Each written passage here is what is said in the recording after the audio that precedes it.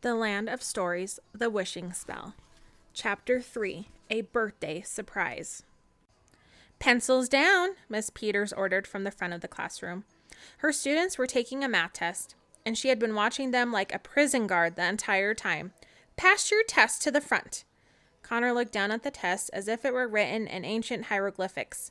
Most of his answers were blank, and he had just scribbled around the others to make it look like he had tried. He said a little prayer to himself and passed the test forward with the others. The tests were all passed to Alex, who stacked them in a neat pile for Miss Peters. She always felt so refreshed after taking a test, especially one as simple as that one had been for her. Her brother's test caught her eye since it was the one with the least amount of writing on it. Alex knew Connor always tried his best at school, but his best never seemed to be good enough. She looked back at him, wishing she could help him, and then it occurred to her. Maybe she could. Alex looked up at Miss Peters and saw that she was busy looking at the notes in her lesson plan. Would her teacher notice if Alex quickly filled in a couple of answers for her brother? Was Alex even capable of doing something so blatantly wrong? Was it considered cheating if you were doing it on someone else's test? Would the gracious gesture cancel out the offense in the grand scheme of things? Alex was prone to overthinking everything, so she just did it. She quickly filled in some of her brother's answers, making her handwriting slightly sloppier than it usually was, and handed the stack of tests to Miss Peters. It was the most spontaneous thing she had ever done.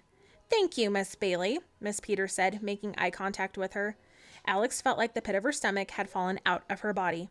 The excitement she had felt from her impulse was now overshadowed by guilt. Miss Peters had always trusted her. How could she do something so juvenile? Should she confess what she had done? What was the punishment for her crime? Would she feel this guilty for the rest of her life? She looked back at her brother. Connor let out a long but quiet sigh, and Alex sensed her brother's sadness and embarrassment. She could feel his hopelessness as if it were her own. The critical wheels in Alex's head stopped turning. She knew she'd done the right thing. Not as a student, but as a sister. "I want you all to get out your homework from last night," Miss Peters commanded, "and I would like you to briefly present your work in front of the class." The teacher regularly surprised the class with impromptu presentations to keep them on their toes. She took a seat on a stool in the back of the room, uncomfortably close to Connor, so she could keep an eye on his consciousness. One by one, the students presented their assignments to the class.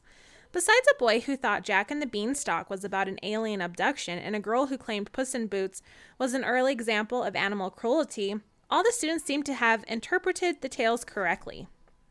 "It was so hard to choose just one fairy tale to write about," Alex said as she animatedly presented her 7-page paper to the class. "So, I selected the story, the theme of which is present in virtually every fairy tale and every story ever written, Cinderella." Her excitement was not shared by her peers. "Many people have issues with Cinderella, saying it has anti-feminist elements," Alex continued. "But I think that's completely ridiculous. Cinderella is not about a man saving a woman, it's about karma." Most of the class began daydreaming about other things. Miss Peters was the only person in the room who seemed even slightly interested in what Alex had to say. "Think about it," Alex went on. "Even after years of constant abuse from her stepmother and her stepsisters, Cinderella remained a good person with high hopes. She never stopped believing in herself and in the good of the world. And although she married the prince in the end, Cinderella always had inner happiness. Her story shows that even in the worst of situations, even when it seems no one in the world appreciates you, as long as you have hope, everything can get better." Alex let her mind linger on what she had said. She questioned the last point she had made in her presentation. Was that really what Cinderella was about? Or was it what she needed Cinderella to be about? "Thank you, Miss Bailey. Very well said," Miss Peters said with the closest thing to a smile her face was capable of making. "Thank you for all your time," Alex said and nodded to the class. "It's your turn, Mr. Bailey," the teacher announced. She was sitting so close to him that he could feel the warm breath from her nostrils on the back of his neck. Connor went to the front of the classroom, dragging his feet as if they were encased in concrete. He had never had trouble talking in front of the class, but he'd rather be anywhere in the world than presenting something in front of a teacher. Alex gave him an encouraging nod. "I chose the boy who cried wolf." Connor said, going against his sister's advice from the day before. Alex slumped in her seat and Miss Peters rolled her eyes. This was very disappointing. I know you're all thinking I went with the easiest one, Connor said. Except reading it again, I don't think the story is about the importance of honesty. I think it's about high expectations. Alex and Miss Peters both raised an eyebrow. Where was he going with this? Sure, the boy was a brat. I can't deny that, Connor continued, gesturing to the half-page paper he had written. But can you blame him for having a little fun? Clearly, his village was having a bit of a wolf problem, and everyone was stressed out about it. He was just a kid. Did they really expect him to be perfect all the time? His presentation may not have been the best, but it certainly was catching the class's attention. And it makes me wonder, why was no one watching the kid? Connor added, maybe if his parents had kept an eye on him, he wouldn't have been eaten. I think the story is trying to tell us to keep an eye on our kids, especially if they're pathological liars. Thank you. Connor never tried to be funny. He was just painfully honest about his thoughts and opinions. This honesty always amused his classmates, but never his teacher. Thank you, Mr. Bailey, Miss Peters said sharply. You may sit down now. Connor knew he'd blown it. He took his seat, resuming his position under his teacher's cold stare and warm breath. Why did he even bother trying anymore? It wasn't the end of a school day unless Connor left feeling completely worthless. There was only one person who was capable of making him feel better when he felt this way. Connor only wished he were still around. Mr. Bailey always knew when his son needed to talk to him. It didn't have anything to do with his observation or intuition, but with location. Occasionally, Mr. Bailey would get home from work and find his son sitting up in the oak tree in the front yard with a contemplative look on his face. Connor? Mr. Bailey would ask, approaching the tree. Is everything okay, bud? Uh-huh, Connor would mumble. Are you sure? Mr. Bailey would ask. Yep, Connor would say unconvincingly.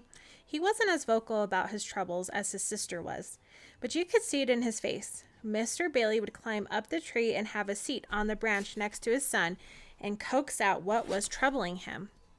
Are you sure you don't want to talk about it? Mr. Bailey would continue. Did something happen at school today? Connor would nod his head. I got a bad grade on a test, he admitted on one occasion. Did you study for it? His father asked. Yes, Connor said. I studied really hard, Dad, but it's just no use. I'll never be as smart as Alex. His cheeks turned bright red with embarrassment. Connor, let me fill you in on something that took me a long time to learn, Mr. Bailey said. The women in your life are always going to seem smarter. It's just the way it is. I've been married to your mother for 13 years, and I still have trouble keeping up with her. You cannot compare yourself to others. But I'm stupid, Dad, Connor said, his eyes filling with tears. I find that hard to believe, Mr. Bailey said.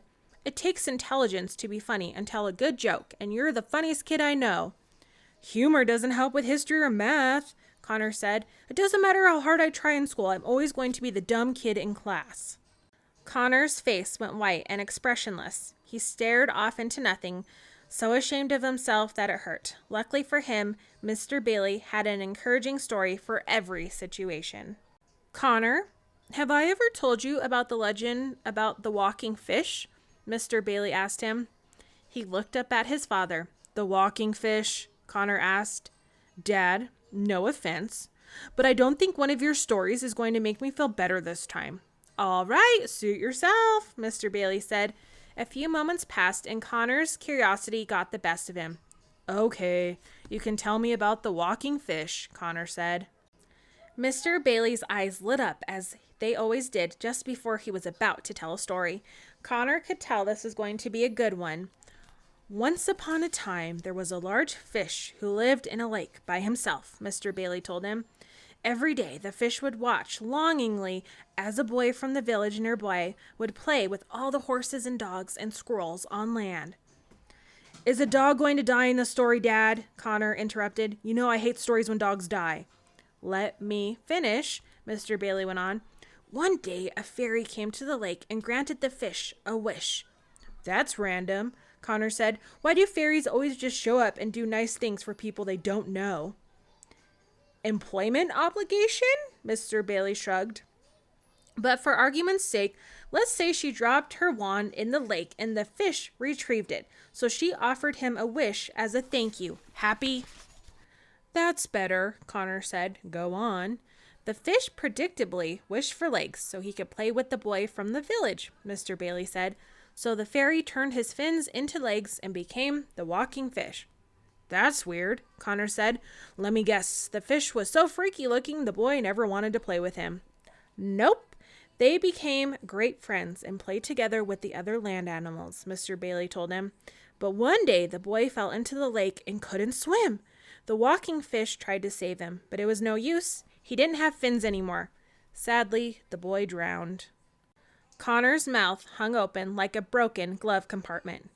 You see, if the fish had just stayed in the lake and not wished to be something else, he could have saved the boy's life, Mr. Bailey finished.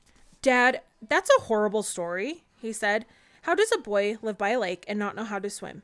Dogs can swim. Couldn't one of them have saved him? Where was the fairy when the boy was drowning? I think you're missing the point of the story, Mr. Bailey said. Sometimes we forget about our own advantages because we focus on what we don't have. Just because you have to work a little harder at something that seems easier to others doesn't mean you're without your own talents. Connor thought about this for a moment. I think I get it, Dad, he said. Mr. Bailey smiled at him. Now, why don't we get down from this tree and I'll help you study for your next test. I told you studying doesn't help, Connor said. I've tried and tried and tried. It never helps. Then we'll come up with our own way of studying, Mr. Bailey said. We'll look at pictures of people in your history book. We make up jokes about them so you remember their names. Oh, and we'll create funny scenarios to help you with all those math formulas.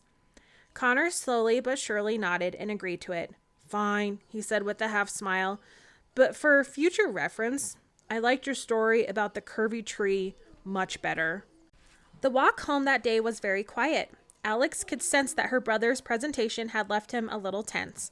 She tried breaking the silence every few steps with supportive comments, or at least she thought they were supportive. I thought you made a good point, she said sweetly. Granted, it's not a point I ever would have made. Thanks, Connor replied. She wasn't helping. You may have overanalyzed it, though, Alex said. I do it all the time. Sometimes I read a story and interpret it the way I want to, rather than the way the author wanted me to. It just takes practice. He didn't respond. She still wasn't helping. Well, it's our birthday today, Alex reminded him. Are you excited to be 12?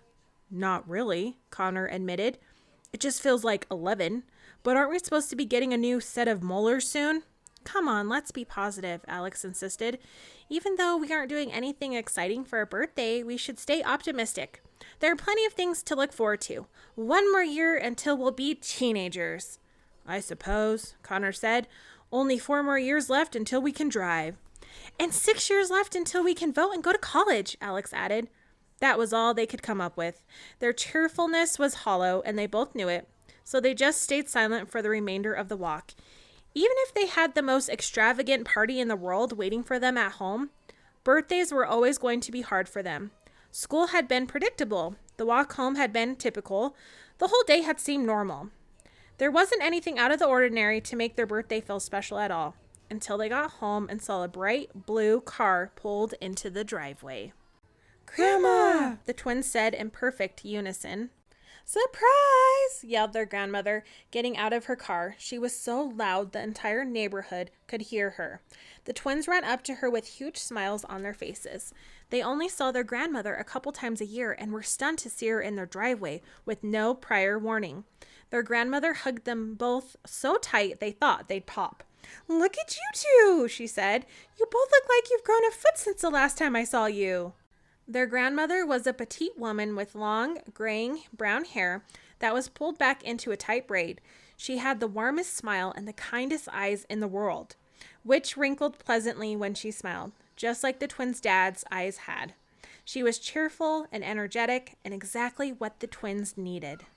She always wore bright dresses and her signature shoes with white laces and brown heels. She was never more than a few feet away from her large green travel bag and blue purse. And although their grandfather had died many years before, she always wore her wedding ring. We had no idea you were coming, Connor said. It wouldn't be a surprise if you knew I was coming, Grandma said. What are you doing here, Grandma? Alex asked. Your mom called and asked me to stay with you while she went to work, Grandma told them. I couldn't let you spend your birthday alone, could I? Thank goodness I was in the country. Their grandmother was retired and spent most of the year traveling around the world with other retired friends. They traveled to mostly third world countries and read to sick children in hospitals and taught other children of the communities to read and write. Come help me with the groceries, Grandma told the twins. She opened her trunk and the twins began unloading bags and bags filled with food into the house. It was enough food to last them for weeks. Miss Bailey was sitting at the kitchen table going through another stack of mail with bright red warning labels on them. She quickly pushed them to the side when the twins and their grandmother paraded into the kitchen with the groceries. What's all this? Miss Bailey asked. Hello, dear, Grandmother said to her. I'm planning on cooking the twins a huge birthday dinner and wasn't sure what you had in the house, so I went to the store and picked up a couple things. Their grandmother always had a talent for sugarcoating the truth. You didn't have to go to all this trouble, Miss Bailey said, shaking her head, unprepared for this kind gesture. It wasn't any trouble at all, Grandma said with a small but reassuring smile. Alex, Connor, how about you go get your birthday presents from the front seat of my car, and I'll catch up with your mom for a second, but don't open them until tonight. They happily did as she asked. Presents was a word that has been absent from their vocabulary for a long time. See, I told you, Alex said to Connor on their way to their grandmother's car. Optimism always pays off. Yeah, Connor said. Half a dozen wrapped presents with bright bows, each marked to one of them, were waiting in the front seat of the car. The twins returned inside with their gifts. Their grandmother and mother were still having a conversation that they most likely weren't supposed to hear. Things are still tough, Miss Bailey said. Even after selling the bookstore, the house foreclosed, and we still have some debt and things unpaid from the funeral. But we're making it somehow. In a few more months, we'll be back on our feet. Grandma took Miss Bailey's hands into her own. If you need anything, dear, and I mean anything, you know where to find me, she said. You've already helped so much, Miss Bailey told her. I don't know where we'd be now if it weren't for you. I can never ask for anything else. You're not asking, I'm offering, Grandma assured. The twins knew if they eavesdropped any more, they'd be caught. So they walked back into the kitchen with their presents. Well, I have to go back to work, Miss Bailey said, and kissed both of the twins on tops of their heads. Have a great night, you guys. I'll see you tomorrow. Save some celebration for me. She gathered her things and mouthed a meaningful thank you to their grandmother on her way out. Grandma put her things away in the guest bedroom and returned to the kitchen, where she found the stack of bills Miss Bailey had put aside. She plopped the mail into her own purse with a smile. And that was that. Grandma loved helping people, especially if it was against their will. Let's get started on dinner, shall we? Grandma said, clapping her hands. Alex and Connor sat at the table and visited with their grandmother while she cooked up a storm. She told them about all her recent trips, the difficulties she and her friends experienced getting into and out of places, and all the interesting people she had met along the way. I've never met a person I didn't learn something from, Grandma said. Even the most monotonous people will surprise you. Remember that. She was cooking so many different things, it was impossible to tell which ingredient was going where. Everything she did was so fast, and she used almost every pan and dish they had. With every second that passed, the twins' stomachs growled louder and louder, and their mouths salivated more and more. Finally, after a few hours of aroma-teasing torture, they ate. Alex and Connor had become so accustomed to frozen dinners and takeout they had forgotten how good food could taste.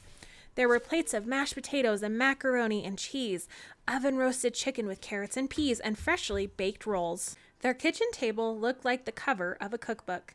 Just when they thought they couldn't possibly eat any more, their grandmother pulled a huge birthday cake out of the oven. The twins were amazed. They hadn't even realized she had been baking one. She sang, "Happy birthday!" and the twins blew out the candles. "Now open your presents," Grandma said. "I've been collecting for you all year." They opened their boxes and were flooded with knickknacks from all countries their grandmother had been to. Alex was given copies of her favorite books in other languages, Alice's Adventures in Wonderland in French, The Wonderful Wizard of Oz in German, and Little Women in Dutch. Connor got a pile of candies and tacky t-shirts that said things like, "My crazy grandma traveled to India and all I got was this lousy t-shirt." They both received several figurines of famous structures like the Eiffel Tower and the Leaning Tower of Pisa and the Taj Mahal. "It's crazy to think that places like this actually exist in the world," Alex said, holding an Eiffel Tower in her hand. "You would be amazed to know what's out there just waiting to be discovered," their grandmother said with a smile and a twinkle in her eye. A day with very low expectations had turned into one of the best birthdays they'd ever had. As the night grew later, the visit with their grandmother began to come to a bittersweet end. Since their dad had died, they never saw their grandmother for more than a day at a time, and there was always a few months between each visit. She was always so busy with her travels. "When do you leave?" Alex asked her grandmother. "Tomorrow," she said, "as soon as I take you to school." The twins' posture sank a bit. "What's the matter?" asked their grandmother, sensing their spirits sink. "We wish you could stay longer, Grandma, that's all," Connor said. "We really miss you when you're gone," Alex added. "Things are just so gloomy here without Dad, but you make everything seem like it's going to be okay."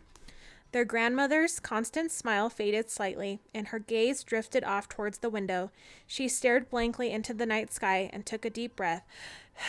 "Oh, kiddos, if I could spend every day with you, I would," Grandma said longingly, perhaps more disheartened than she intended to show.